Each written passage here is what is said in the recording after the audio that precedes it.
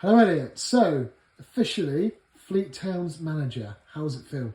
It's brilliant. It's a privilege. It's a great club to now be involved in. Since day one when I came in under the old management, you felt welcome. It's a family club. It's a community club. And it's one that, I feel excited about because we can grow it and make it go forward. It's a sleeping giant. I think there's a lot of people have seen me say this now. It's a club with a very broad history and one that I'm very keen to add to. So tell us a little bit about your footballing background before, of course, finding yourself here at Fleet. Kind of been here, there and everywhere. Footballing wise, played as a goalkeeper. I was fortunate enough to be part of the Bournemouth setup and then transitioned from there over to Yeovil, playing within their system. A couple of injuries came about from there, so then played step-free football. So I had a stint at Dorchester Town and then got the opportunity to go up and play in Scotland for Queen of the South. And then unfortunately another injury came about, so sadly the end of the playing days came in, as the doctor put it. If I wanted to walk when I was 50, then I needed to stop my playing career, so transitioned into coaching, which you then found me playing around step 5 level once I did my badges. I then had a great opportunity to go into the women's game, where I coached at the likes of Southampton Women's at Tier 4. I had some involvement at Southampton Football Club with the growth of their RTC, and then got to go into the pro game with Lewis Football Club in the Championship. So been in and around that sort of level, goalkeeper coach, outfield coach, and then got the opportunity to come here with Glash previously here at Fleet, and now you find me here as the manager. And where does your love of football come from? Love of football comes from my dad. Very passionate football man. No aligned team, despite the fact we've always been in Southampton, but my dad was a goalkeeper as well. So from about the age of about 1, I think you'll find photos of him rolling footballs towards me and getting me them to pat back. I think there was always a desire for his son to become a goalkeeper, because there was a goal put in our back garden very quickly. I used to call it his anger management therapy. He would very quickly come home from work and get me to don the goalie gloves whilst he's booting balls at me in the goal to save. But passion definitely comes from his background. And who was your sort of idol when you were growing up? I had a few. Again, no shocks to people that know me and the rest of it. It is definitely goalkeepers. My number one goalkeeper that I loved was Oliver Kahn at Bayern Munich, which maybe surprises a lot of people with the keepers that were around at the time. But for me, he was just an animal. I always loved his personality and mentality, and he put the fear of God into strikers, which was kind of the persona I used to like enjoying as a player. And of course, old management left. You stepped up. What was that sort of last few weeks like? It's been great, I must admit. It's surprising how brilliant it's been, and in a bizarre way easy. I think the reason behind that comes from, one, the fantastic organisation that's at the club already. The board, Tommy as director of football, made the transition extremely easy. We had the models and methodologies in place already, obviously from when I was here as part of the coaching staff anyway. And again, I think as people have seen from previous interviews, we've got a great squad here. We've got some great seniors in the building that have supported and made sure that the transitional period was nice, smooth and easy. That meant that we can keep getting results on the pitch.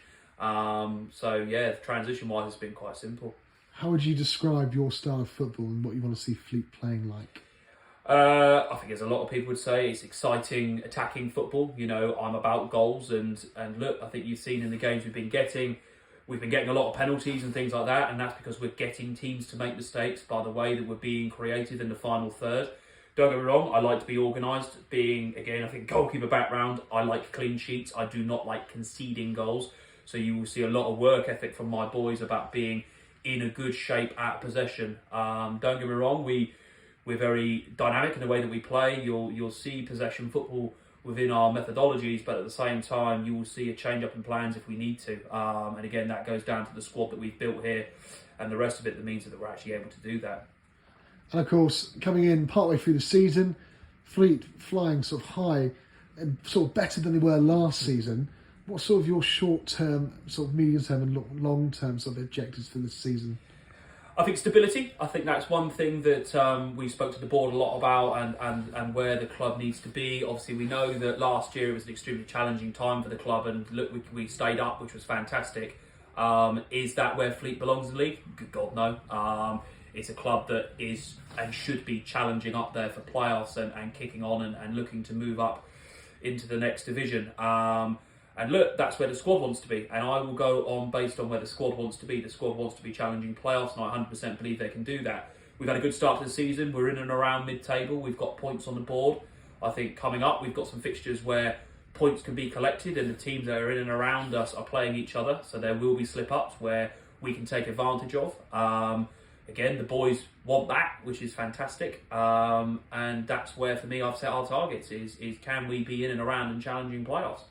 And of course, Luke Barron stays on and joins you as assistant manager, and then Daryl Evans has come in to support you alongside. Is that sort of the sort of major sort of changes in your backroom staff, or can we expect any other sort of moves there as well? We might see one more, but again, I'm not going to force anybody in that it doesn't fit the criteria that we have set as a staff. Obviously, Luke stayed on with me from the previous coaching staff. Luke's been fantastic. His tactical knowledge of the game, his reading of the game is something that I felt was superb for what I needed in and around me.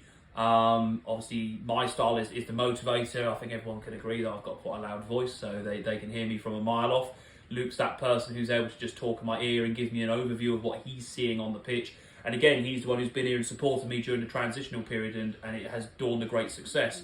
Daryl's someone I've known outside of football. Daryl's got a great pedigree within the game, has a fantastic background, and his success at Farnham of developing players through into their first team is something I wanted to bring into Fleet, because as a club, as we grow and gain success, it ain't all about signing the players, it's about actually developing your own and bringing those talents through. And Daryl is superb at getting those individuals to get the best out of them. So he's a fantastic addition to the group. And of course, you've worked with the players, you know the players. Are we likely to see any additionals being made to the squad as well? You might see one or two. It's a case of, like I've said, we've got a great squad here. There's a great balance. There's a great bond and camaraderie within the group. Again, it's one of those at Fleet where we're lucky we attract good players because of what we're building here. So at the end of the day, if the right opportunity comes up for the right player to come into the building that's going to add a particular pedigree or success that we could get on the pitch, the supporters might see the odd one or two players come in. And look, that's just how great the club is at now. We're at a point where we naturally attract players.